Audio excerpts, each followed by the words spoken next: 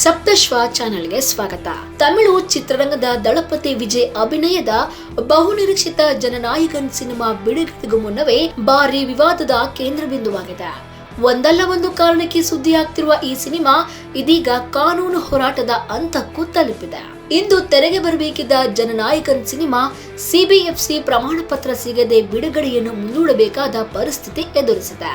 ಇದರಿಂದ ಅಭಿಮಾನಿಗಳು ನಿರಾಶೆಗೊಂಡಿದ್ದು ಚಿತ್ರತಂಡವು ಗೊಂದಲಕ್ಕೆ ಸಿಲುಕಿದೆ. ಸಿಬಿಎಫ್ಸಿ ಪ್ರಮಾಣ ಪತ್ರ ನೀಡಲು ವಿಳಂಬವಾಗುತ್ತಿರುವ ಹಿನ್ನೆಲೆ ಚಿತ್ರ ನಿರ್ಮಾಣ ಸಂಸ್ಥೆ ಕೆವಿಎನ್ ಕಾನೂನು ಮಾರ್ಗವನ್ನು ಆಯ್ಕೆ ಮಾಡಿಕೊಂಡಿದೆ.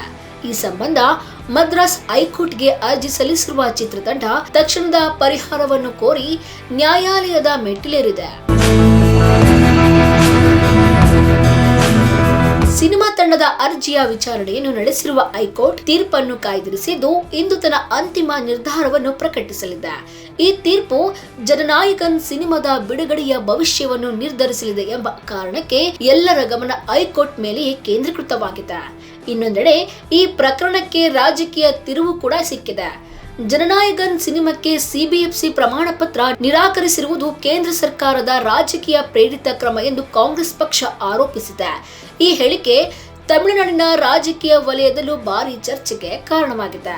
ವಿಜಯ್ ಅವರ ರಾಜಕೀಯ ಪ್ರವೇಶದ ಹಿನ್ನೆಲೆಯಲ್ಲಿ ಈ ಸಿನಿಮಾ ಇನ್ನಷ್ಟು ಸಂವೇದನಾಶೀಲವಾಗಿದ್ದು ಅದರ ಕಥಾವಸ್ತು ಹಾಗೂ ಸಂದೇಶಗಳ ಬಗ್ಗೆ ಈಗಾಗಲೇ ಹಲವಾರು ಅನುಮಾನಗಳನ್ನು ವ್ಯಕ್ತವಾಗಿವೆ.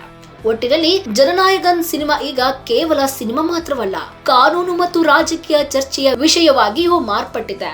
ಇಂದು ಹೈಕೋರ್ಟ್ ನೀಡುವ ತೀರ್ಪು ವಿಜಯ್ ಅಭಿಮಾನಿಗಳ ನಿರೀಕ್ಷೆಗೆ ಉತ್ತರ ನೀಡುತ್ತದೆಯೇ ಎಂಬುದನ್ನು ಕಾದು ನೋಡಬೇಕಾಗಿದೆ.